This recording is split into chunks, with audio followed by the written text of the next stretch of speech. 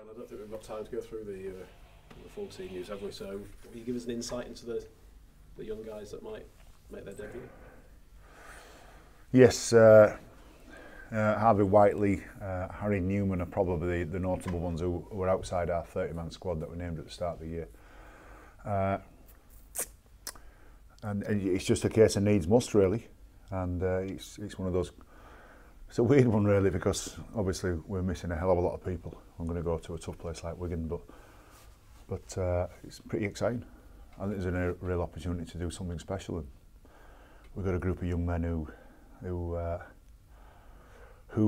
know the size of the task in front of them, but they're not daunted by it at all. We've had a great week, and they're really excited. We just finished our final run there, and they're right up for this. Harry Newman, notably, could be the first player to play for Leeds born in this century. Does that make you feel old? You have to explain that to me again. Go on. So he was born in 2000, wasn't he? Right. Okay. So I don't know. I don't walk around with the dates of my players' birth. Well, he's 17 anyway. Yeah. I mean, what do you expect from them? It is a big challenge from them at that age, isn't it? Yeah, I think if you're going to be realistic about it, we're going to go to Wigan and show that we care about each other, and show that we're right up for it. And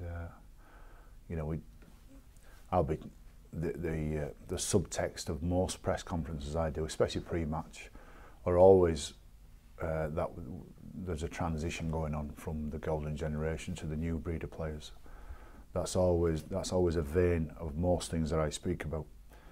And what do I expect from them? That I expect that a group of men are going to go over there to be really proud to represent Leeds. Some of them have done it already on a number of occasions, and a few of them are making a debut tomorrow night. So, but it's just one of those moments that you take the pressure away from them and just say, go out, have a crack. Try and play within the systems and structure and a bit of game plan of what we've give you. But just go play rugby league and be as good as you can be. How excited were they when you told them? Yeah, really good. Yeah, it's they're little wins in your working week when you're talking to a couple. They're all good lads. They're all hard-working fellas. There won't be many kids who are on our scholarship and our junior teams and get through to our academy who don't desperately want to play for us, and represent our team.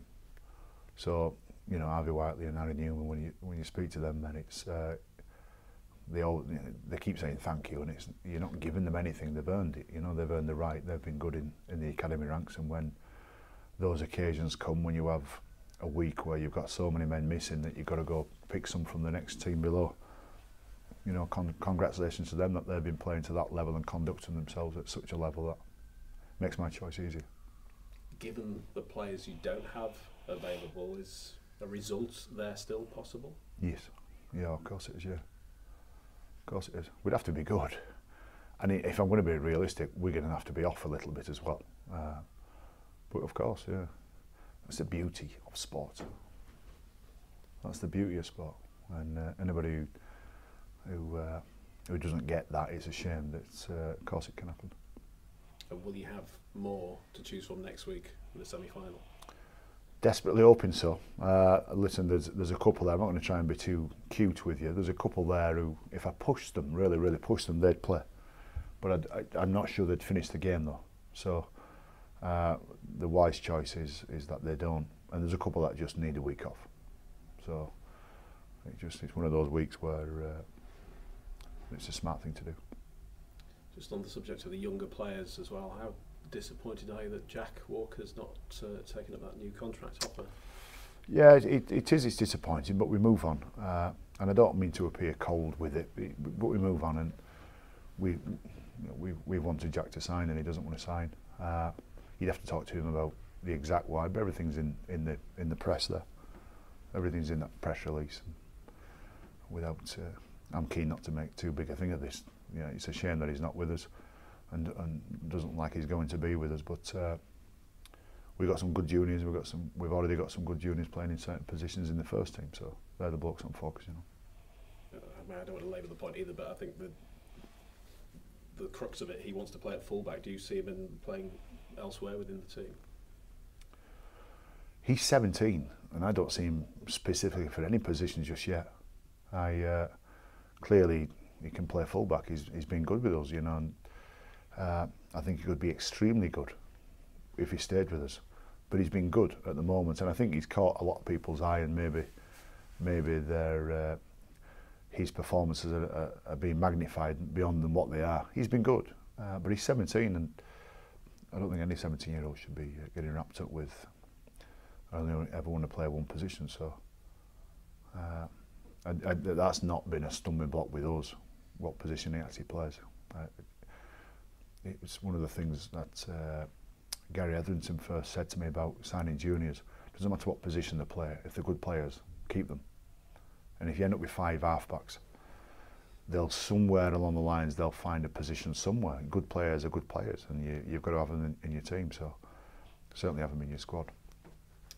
Rob Barrow, the other end of the age scale. Would you quantify his contribution to this team? He'd be, again, the subtext is the next generation coming through, and what we lose with, you know, just recently Danny Maguire, we did this last week. What we lose with Rob retiring is not just the player that influences things and has influenced things to such a massive degree on the field. He's been so influential on the field. We also lose a bloke who's hugely influential off the field as well. Them 3 players, Kev, Rob and Mags, that'll never happen again. The fact that they all played with each other for such a long period of time, won as much as they did, and then carried it with the amount of class that they've got. They've all just got class, all 3 of them. I've learnt a fair bit off Rob in particular about how you deal with a tough situation, how you get told some information that you're not particularly happy with the position that you'll play or the role that you're going in the team, yet you still go out on a weekend. Nobody else is affected, you don't carry any baggage with it, and you go out on the weekend, and quite often you are the reason you win the game. It's class, that. And he's shown that certainly in the last 3 or 4 years of his career, more so because of the role I've made him play.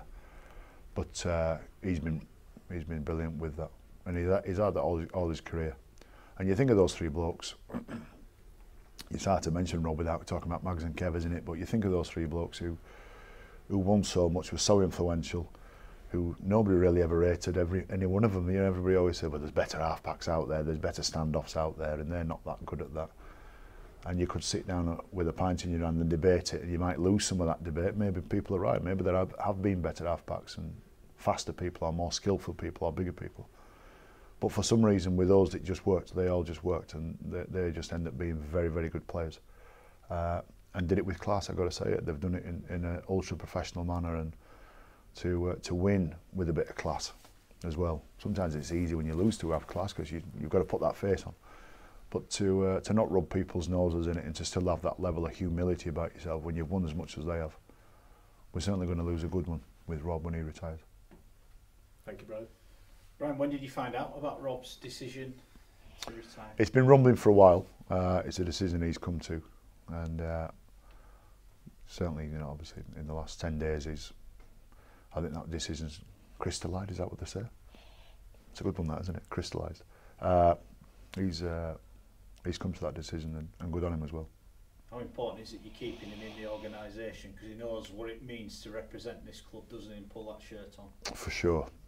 And you've got to, you know, we've got to surround ourselves with people who know what we're about, and you know, that was part of bringing Adrian Morley in. You know, he knows what we're about, and certainly Rob will be able to pass on those messages, whether it to be a 15-year-old kid or a 25-year-old halfback who's with us, type of thing. So it's not so much what you do on the practice field, as I keep saying. It's that work ethic, it's that level of commitment, it's that mindset you have through Monday through to Friday. I was just talking to Chris Gibson this morning about that, about in professional sports, you know, you've got to get it right Monday through to Friday as well. And I'm not talking about game plans and watching video. I'm talking about dealing with staff, dealing with players, dealing with chief execs, dealing with owners, dealing with fans. You've got to get it right.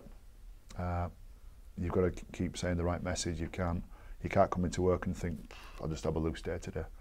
There's loads you've got to get right, and to make sure you don't trip up too many times or say too many wrong things and make too many wrong calls. You surround yourself with good people.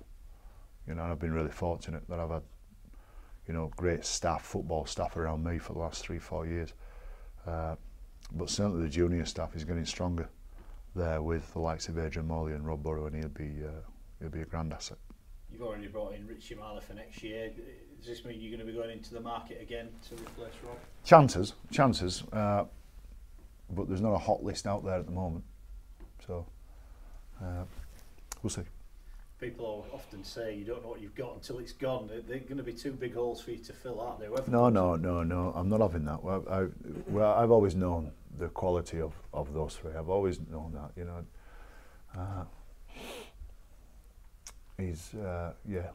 Will we miss them? For sure.